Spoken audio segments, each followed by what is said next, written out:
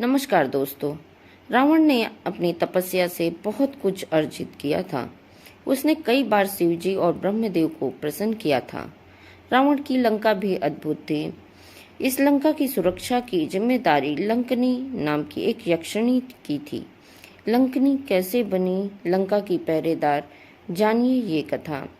रावण से प्रसन्न होकर ब्रह्मा जी ने उसे नाभि में अमृत होने का वरदान दिया। इसके अलावा यह रावण की इच्छा से उसे यह वरदान दे रहे थे कि वह किन किन लोगों से अवध्य रहेगा। ठीक इसी समय ब्रह्मा जी की दृष्टि एक अप्सरा पे पड़ी, जो पास में छुपके अपना कान लगाकर सुन रही थी कि ब्रह्मदेव रावण को क्या वरदान दे रहे हैं। ब्रह्मा जी समझ गए कि ये कौन है और किसने इसे भेजा है। अप्सरा घबराते हुए ब्रह्मा जी को प्रणाम करती है, लेकिन उसका इस तरह छुपकर देखना ब्रह्मा जी को अच्छा नहीं लगा। उन्होंने सिर्फ उस अप्सरा को इतना ही कहा, जब तुमने छुप के सुन ही लिया है तो इतना और भी सुन लो। जिस दिन किसी वानर का जोरदार मुक्का तुम्हारे इसी कान पर पड़ेगा, उस दिन समझ लेना रावण और राक्षसों का अंत आ गया। इतना कहकर ब्रह्मा जी चले गए। उनका इतना कहना और क्रोध करके देखना अप्सरा के लिए भारी पड़ गया और वह अर्ध राक्षसनी में बदल गई। इसके बाद अप्सरा चुपके से भागने वाली थी कि रावण ने उसे पकड़ लिया और बोला, कौन हूँ, यहाँ क्या कर रही हो। उसने बताया कि यूं ही ब्रह्मदेव क्या कह रहे हैं वो देखने आई थी। रावण समझ गया कि देवताओं की चाल है, इसलिए उसने उस अप्सरा को कहा कि तुम्हें बहुत ज्यादा कान लगाकर सुनने की आदत है, इसलिए अब मेरे साथ चलो। अब लंका के द्वार पर रहना, वहीं कोई घुसे तब कान लगा के सुनना और रखवाली करना। रावण ने उसे लंकनी नाम से मुख्य द्वार पर रखवाली के लिए रख दिया। कई जगह पर वर्णन है कि लंकनी को रावण ने नहीं बल्कि पार्वती जी ने रखा था। असल में लंका पार्वती जी की इच्छा पर शिव जी के ही आदेश से बनाई गई थी, लेकिन इसे रावण के पिता ऋषि विश्वा ने दान में मांग लिया था। इसलिए शिव पार्वती को सारा वैभव छोड़कर वापस कैलाश आना पड़ गया था। देवी पार्वती ने ही लंका की सुरक्षा पर अपनी योग माया से एक यक्षिणी को प्रकट किया था।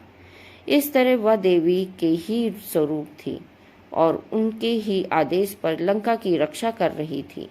शिव पार्वती के लंका छोड़कर जाने के बाद भी लंकनी लंका की सुरक्षा करती रही थी। कई स्थानों पर लंकनी को देवी निकुंबला का भी आशीर्वाद माना जाता है। लंका की सुरक्षा उनके ही आशीर्वाद से भी थी।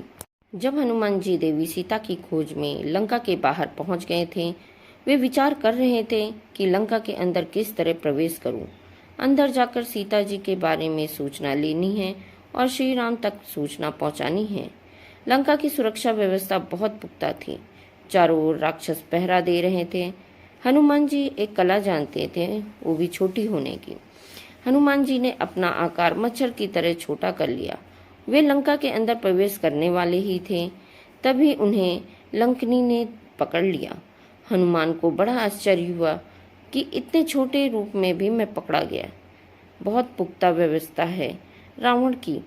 इसके बाद लंकनी ने हनुमान जी से लंका में प्रवेश करने का कारण पूछा, तो हनुमान जी ने सच न बोलकर कहा, लंका देखने और विचरण करने आए हैं। लेकिन लंकनी समझदार थी। उसने तुरंत हनुमान जी की मनसा को भांप लिया और उन पर आक्रमण करने दौड़ी। जब लंकनी ने हनुमान जी के ऊपर आक्रमण किया तो बजरंगबली ने स्त्री से युद्ध करना और उसका वध करना उचित नहीं समझा। इसलिए हनुमान जी ने अपने एक जोरदार प्रहार से लंकनी को चारों खाने चित कर दिया। लंकनी गिरकर अचेत हो गई और उसके मुंह से रक्त बहने लगा। इसके बाद लंकनी को ब्रह्मदेव की याद आ गई। ब्रह्मदेव की बात याद आते ही लंकनी ने हनुमान जी से क्षमा मांगी और उन्हें सारा वृतांत सुनाया। इसके बाद लंकनी ने हनुमान जी से कहा कि उन्हें समझ में आ गया है कि अब राक्षसों के अंत का समय निकट है। इसके साथ ही ब्रह्मदेव के कहे अनुसार लंकनी का उत्तरदायित्व अब समाप्त हो चुका है, इसलिए वे उन्हें क्षमा करें ताकि वह पुनः ब्रह्मलोक जा सकें। हनुमान जी से क्षमा मांगने के बाद लंकनी पुनः ब्रह्मलोक की ओर चली गई।